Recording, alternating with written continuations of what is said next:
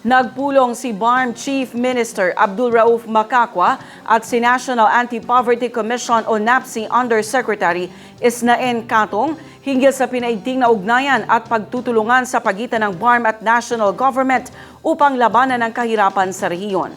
Ang detalye sa report.